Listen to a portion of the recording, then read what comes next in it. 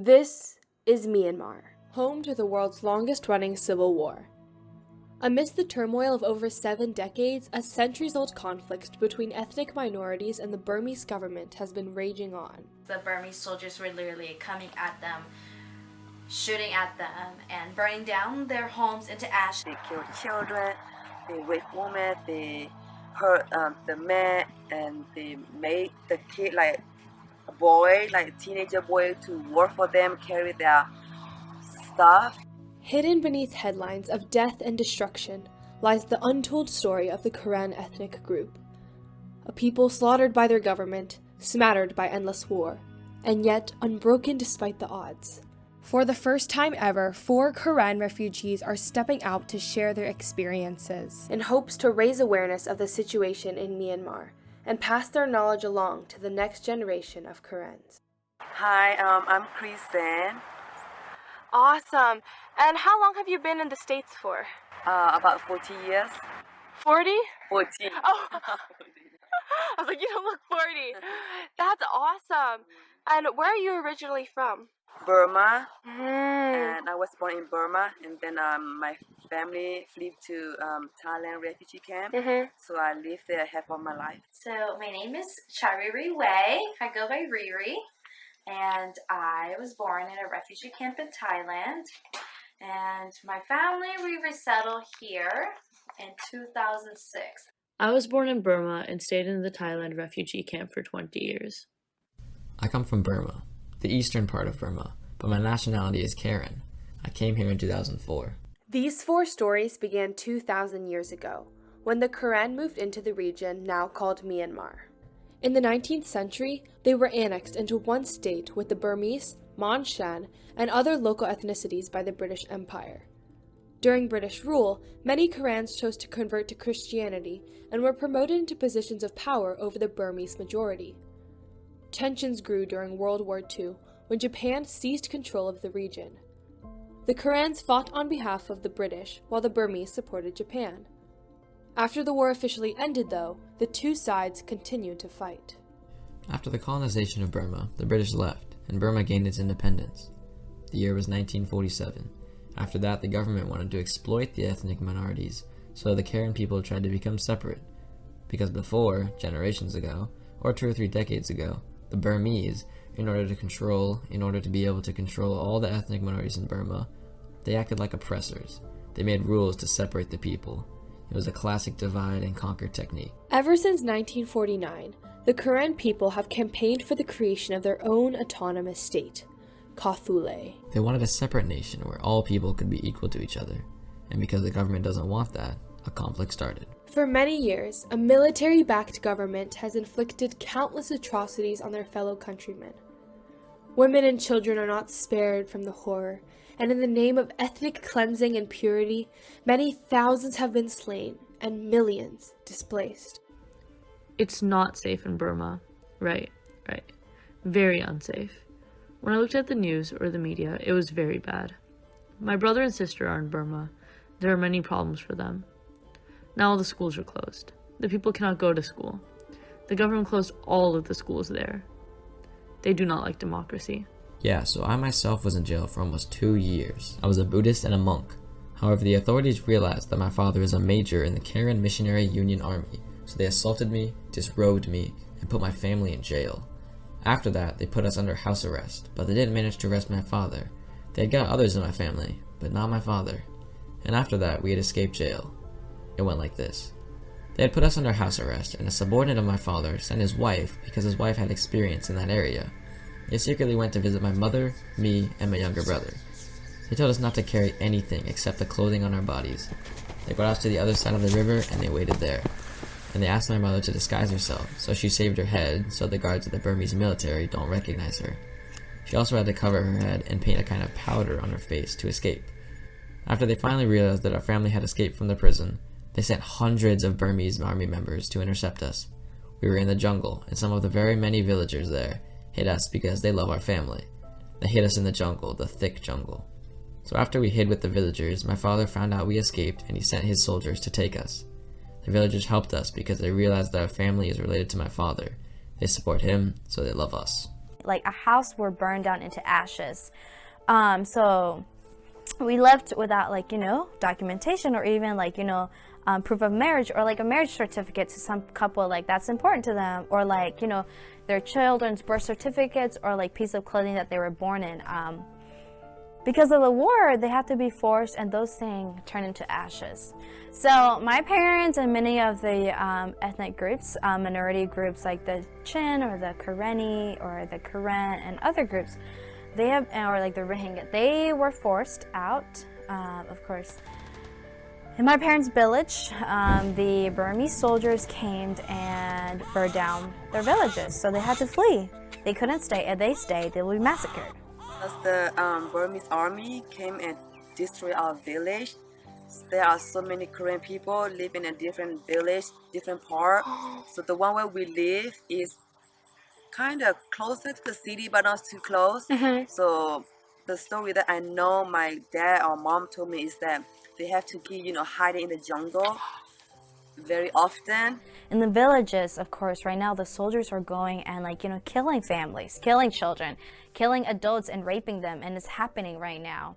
My cousin was arrested by the Burmese military while he came back from harvesting his rice paddy, and they pulled him down and they interrogated him. And because he was afraid, he revealed his connection with our family. Because of that, they ripped his hair, covered his head with plastic, and tied him like this, and pulled him like an animal and take him down to their city. But before they reached the city, they tied him beside the road against the tree, and they cut off his privates. And also, they cut out his belly alive. When they buried him, they dug a very shallow grave for him. His leg and his privates were not properly covered, and they protruded on the surface. Later, some people who passed by and saw the grave thought that someone had stolen a goat, and they dug it up. And they see my cousin's body and what they've done to his privates. See, it's very brutal. After my uncle heard about this, he reported it to the officials, and the officials got very angry at my uncle's words, and they said, "No, we don't know anything about this." They don't want to deal with this anymore, and they even said, "Go home." These are only a few stories that I've told you. There are many, many bad things. So brutal. The Burmese military. The world doesn't know. The world knows nothing about this. In 2011, Myanmar's civilian government was replaced by a military government, Tamaro, and embarked on reforms toward liberal democracy and a mixed economy. People were hopeful that the opposition party, the National Defense League, would usher in a new era. In 2015, NLD candidates saw massive victories at the polls. However, the military was not keen on giving up its political power. Many military generals retained control of the defense, border, and home affairs. In addition, the 2008 constitution written by the previous military government gave them veto power over constitutional amendments and attempted to constrain the political authority of NLD's leader, Aung San Suu Kyi, the former state councillor of Myanmar. On February 1, 2011, a coup d'état was instigated by the Tamaro to overthrow the democratically elected NLD leaders. They declared a one-year state of emergency and overthrew the National League for Democracy. On February 1st, 2021, the military came back into power. But because of technology, we are better connected, and it's like the whole country is rising up. Many who resisted were arrested, and some tried to follow in their footsteps. Those who were arrested by the military were killed and were tortured. They were beaten, and the soldiers cut off their stomachs. Terrible. So because of the war, the Burmese military is not what it used to be. They cannot control their people anymore, and they violate their own constitution. They don't say what they're doing. They're an outlawed group of soldiers who wanted to take power from the people. This conflict arose because the military saw Suu Kyi as a threat to their reign of terror. They claimed that the NLD had circumvented the rules set by the military-drafted constitution by creating a new position that effectively made her the leader of Myanmar. In addition, Suu Kyi had shunned the military and explicitly sought to curb its power through constitutional reform. On top of that, she refused to hold a session to address the military's voter fraud claims during the last election. This was the last straw. Because of the National League for Democracy, there was a 2020 election, and leaders were directly elected by the people. It was a free and fair election, but those military leaders wanted to win, and they said the civilians were cheating in the election. No, the military cancels everything now. They say, no, they are cheating, so because of their denial, a lot of people die every day fighting on both sides. Whatever weapons they have, even if they're very old weapons and knives, they pick them up and fight. Myanmar's military coup has had devastating consequences on the country. Human Rights Watch reported in its 2022 assessment that the amount of crimes against humanity committed by security forces has skyrocketed. Between February 1st and December 1st, the military has killed at least 1,300 protesters and detained over 10,000 protesters, activists, and journalists. Meanwhile, NLD leader Aung San Suu Kyi remains in custody. Anti-junta militias across the country have carried out disruptive operations against security forces. However, the military responded with civilian attacks, annihilation of urban and rural areas, and extreme fighting has since displaced 30,000 ethnic minorities who continue to be denied access to basic necessities and humanitarian aid. And so in order to not be raped, in order to not be killed, in order to not be turned into prisoners, they fled. Thailand has been a host to Myanmar refugees for over 3 decades and is a major destination for asylum seekers and refugees. Everything was done by foot. So from Burma to Thailand, everything was done through foot. I do remember my mom telling me that along the way, people will be dying as they're fleeing.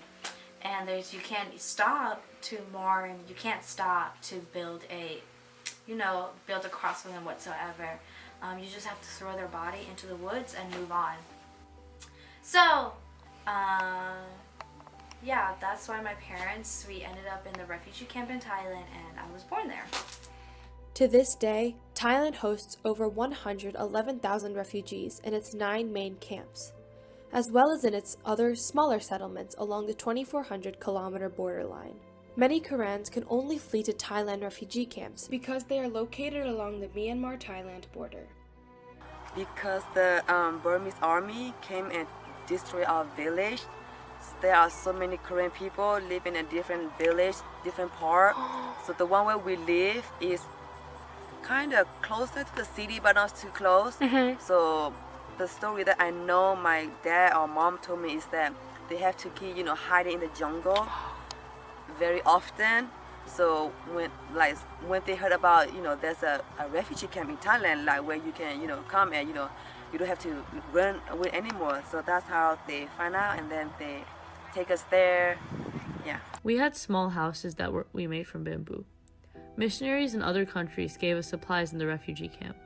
We had 9 refugee camps with about 20,000 people.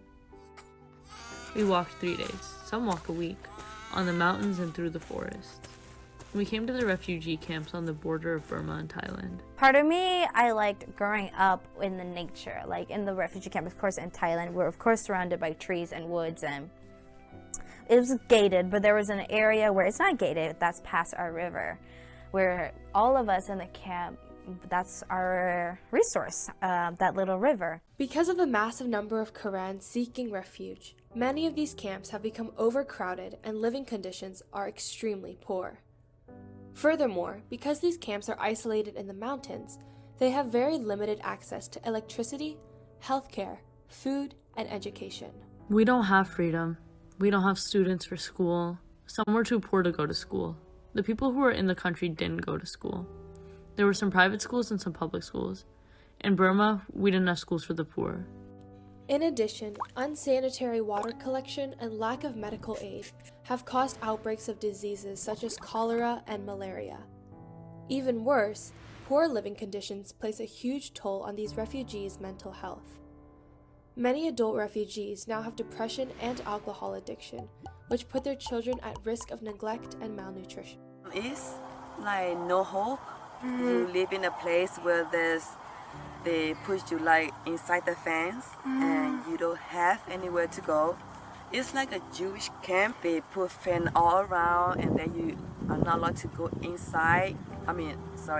Outside the camp. Or some people are trying to escape the camp, and then they caught them and they put them in a jail. Oh, wow. I was a little bit then, so I don't know much about that, but my life, all I do is go to school, come home, play. That's pretty much. One thing I do remember is growing up in the camp, I didn't know we were poor, but there was a moment where I wanted food, and I had an aunt who was somewhat who was mean. And I was like 5 or 6 years old, and I wanted to eat what she wanted to eat, and she didn't even allow me to have a bite of it. As a result of these conditions, the Karens and other ethnic minorities have fled Thailand. Ever since the late 90s, the United States has welcomed them. They formed communities all across the country. Most of them live in Minnesota, Texas, California, Indiana, and New York. They keep their culture alive, campaign for the safety of their people abroad, and care for their families. A resettlement program started in the mid-2000s and has provided even more support, rescuing thousands from persecution. On June 12, 2008, I came to the United States. I have 4 kids, 3 girls and 1 son, and my husband. I love America and the free education is good. In our country, we don't have money, we don't go to school. We start to learn the ABCs after middle school there. We have freedom in America, and every child can go to high school for free. My people like the American system for education for their kids. It's very good. Back in Thailand, we don't have money, we don't go to school. People are poor, they cannot read English. Yes, the first time it was very hard for me because we cannot speak English. The number 1 reason we come to America is we can't go back to our country. Number 2 is education for the children and good quality of life. Number 3 is the generosity in this country and the government. I came here during the Bush administration. So there are a lot of different reasons to stay. Life, weather, I love the human rights in this country. This country upholds human rights. That is number 1, because there are no human rights in Burma. People don't respect you, especially the military. Yeah, I came into America, it's like, open door for, all the refugees, it's like God's opening, a way for all, the people that will be suffering for so long. Although grateful for a fresh start, many first-generation Karen Americans still find themselves missing home. Whether they're facing persecution in Myanmar, poverty in Thailand, or pressure to assimilate in America, one thing has remained a constant comfort in their lives: farming. Throughout wherever they go from Burma to Thailand, they continue to farm to provide for their family, and that's something that was never really talked about or taken in to process that. But I never knew that until my family started farming here, is that they were farmers growing up in their home country. I do remember growing up at the camp, my mother, she had a garden in our backyard, and there was also a field, a plot of space that was provided by the Thai agency that refugee families could go and have beds and grow vegetables there. This reminder of their home is why our interviewees spend almost every day of their week at local community farms. These community farms offer comfort to Karenis by giving them a safe space to share their culture, share it with the second generation of children, and share it with the farm's surrounding communities. Farms loan a plot of land for refugee farmers to cultivate as they wish. This gives them an opportunity not only to provide for their family, but also serves as a home away from home where they can go back to their roots. Farmers plant everything from traditional Asian crops like lotus root and rice to spices and flowers. Right now, we have marigolds, and I don't know what these are. But anyway, so yeah, that's one of a farmer that we support. She has a flower CSA share, and she go to the market and she sells them, and she loves to talk about flowers. Today, Riri works at Transplanting Traditions as the executive director. Her story comes full circle, since this is the same community farm her parents used to drag her out to every single weekend. She is now collecting oral history about life in Myanmar to spread hometown experiences to Karen youth. With the government limit to that, it's very hard for me to even learn about who I am, and I can only do that through oral history. And that's what a lot of through our organization youth program, our youth program is working on really trying to collect oral history and stories through food or just life in Burma through these elders' perspectives. By writing the untold stories of her ancestors, Riri is able to preserve their memory and help the next generation of Karens to fully embrace their culture. She told me to pick the peppers, the Thai chili peppers, but I was doing it like this. She was doing like this. So then her mom gave her a help to plant the field. Cree also works at Transplanting Traditions as the business development coordinator. She also grows flowers at Oaky Grove Community Farm in Wendell, North Carolina, with 2 other Karens. Through guided tours of their fields, they are helping to teach their local communities about Karen culture.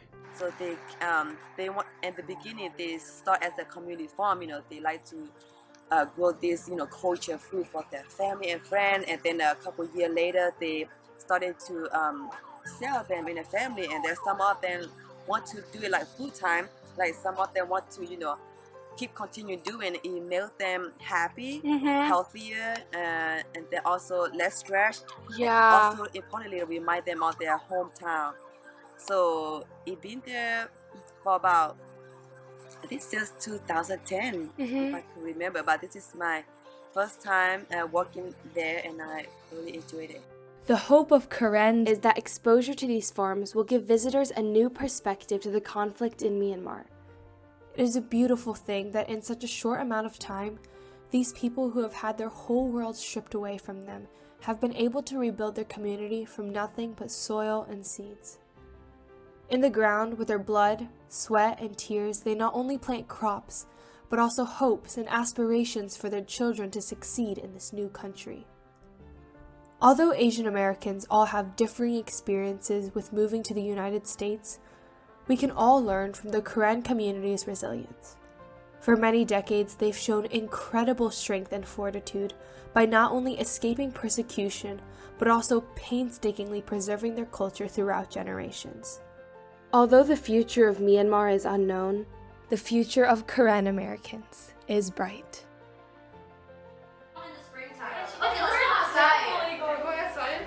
Yeah, and then we can come back in the office and pack up. It's like cold, dark, and gloomy. It's like a horror movie. Well, I'm so sorry y'all didn't turn on the I light. actually thought I was gonna get murdered. I was looking at it, so I was like, it's so dark in here. I feel like so much. Yeah. Sometimes when I come to work here, I try to leave a little bit early.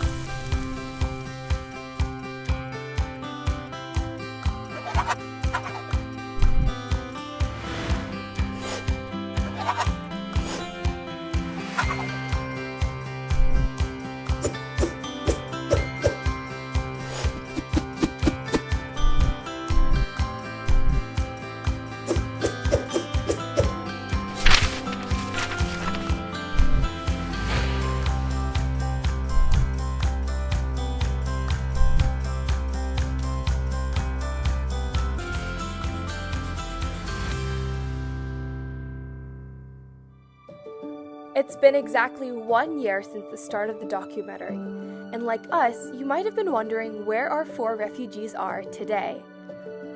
Luckily, we had the honor of attending a local fundraiser they held at Oaky Grove Community Farm in order to raise money for internally displaced people. So what are you guys doing here today? Today we have our fundraiser for IDP. Thank you.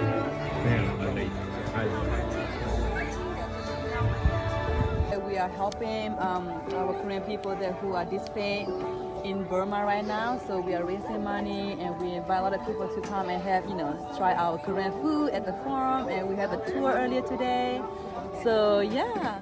To this day, Cree still gardens flowers at Oaky Grove Community Farm, where she sells her produce in order to raise awareness to the Karen refugee crisis, along with some of our other refugees.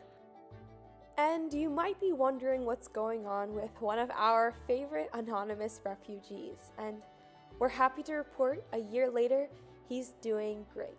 At the event, he led one of the Karen community's first art auctions in North Carolina, and needless to say, it was action-packed and full of laughter.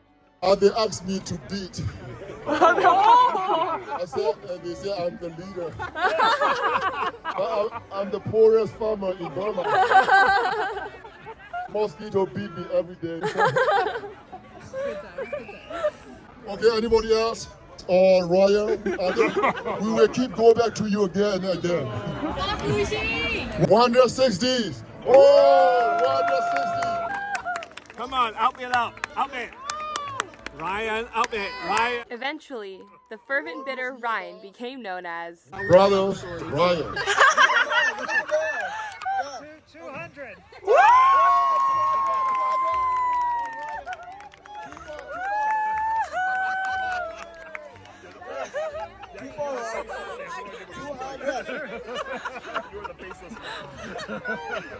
Saw that.